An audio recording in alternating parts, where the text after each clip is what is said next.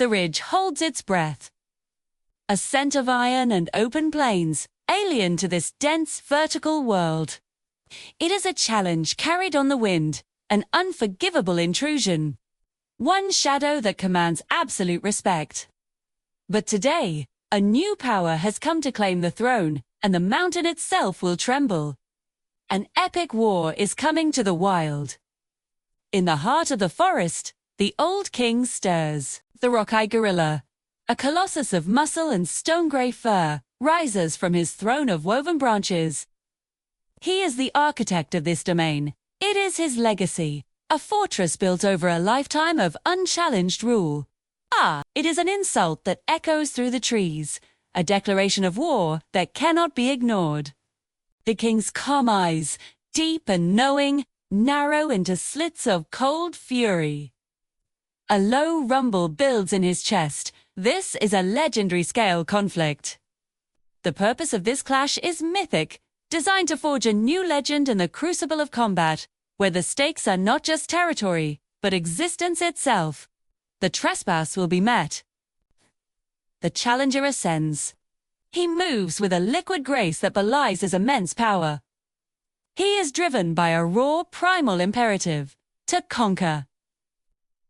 The instinct that guides him is ancient, a brutal and beautiful engine of survival. It demands expansion. It craves dominance. Step up. The rocky incline is a deliberate act of aggression, a claim staked with each silent pour.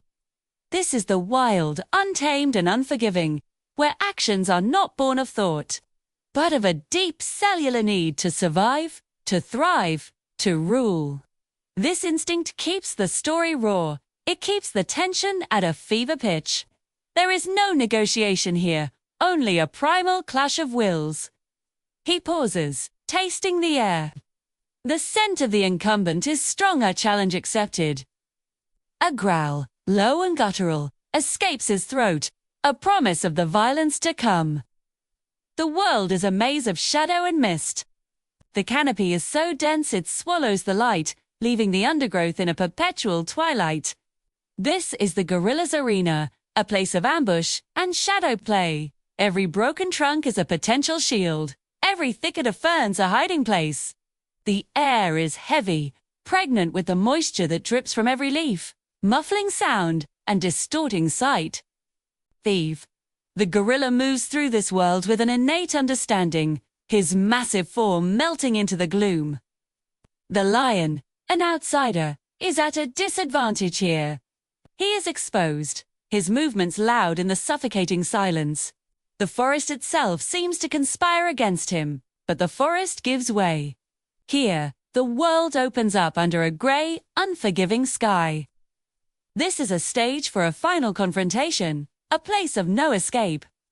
A stark contrast to the still, heavy air of the forest below. This sandy expanse is a neutral ground. A dueling floor that strips away the gorilla's environmental advantage and forces a direct, brutal confrontation. The lion feels the sun on his back, a familiar comfort. On this desolate peak, he can finally unleash his full, explosive power. The gorilla stands his ground, a dark mountain against the pale sand, his feet planted firmly on the rocky earth. There is nowhere left to hide. The final battle will happen here. The first charge is an earthquake. With a roar that rips through the mist, the lion explodes forward. Time slows. He pounds his chest, a thunderous drumbeat of defiance, and leans into the impact. The clash is monumental. Muscle against muscle, will against will. The gorilla's immense arms, pistons of pure power, wrap around the lion's torso, seeking to crush, to control. This is not a single, decisive blow, but a grueling war of attrition.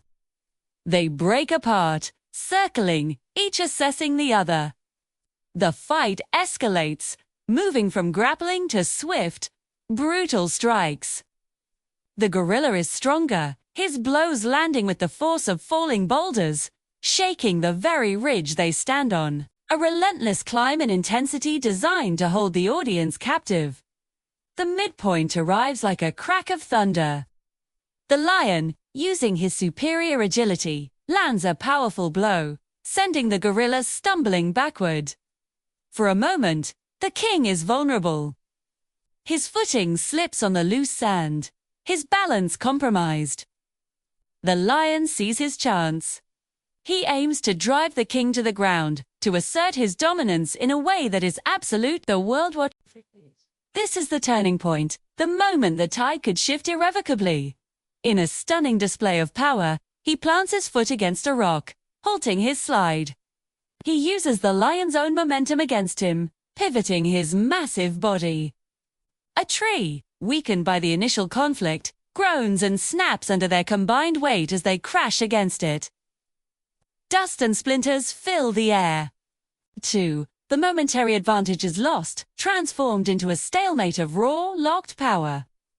This is the thumbnail-worthy scene. The gorilla braced against the broken earth, holding the snarling lion in a deadlock. Two titans frozen in a perfect, breathtaking tableau of conflict.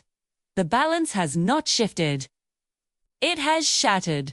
The fight is no longer about territory. It has become personal. The final act begins. 2. Exhaustion is setting in, but it is tempered by sheer, unyielding will.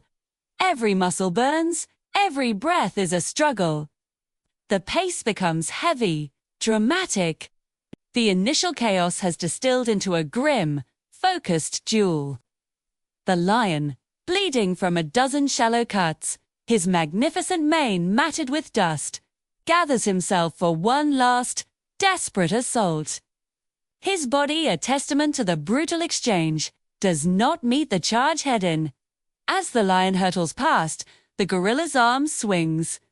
The lion cries out, a sound of pain and frustration, and collapses onto the sandy ground, his charge broken. The ridge falls silent. The wind dies down. The only sound is the heavy, ragged breathing of the two warriors. The gorilla stands over his fallen rival, not with aggression, but with a profound, weary finality. He does not press the attack. The point has been made.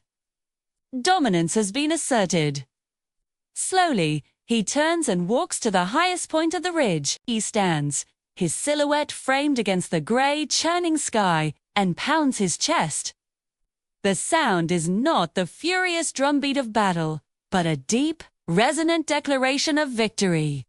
It echoes down the slopes, through the forest, a proclamation that the king still reigns. This is the final, powerful image, a symbol of enduring strength and the unbreakable will of the wild. The lion, defeated but not broken, rises slowly and limps away, descending back into the world he came from, leaving the kingdom of the ridge to its one true sovereign. The mist begins to close in again, reclaiming the mountain, shrouding the victor in legend.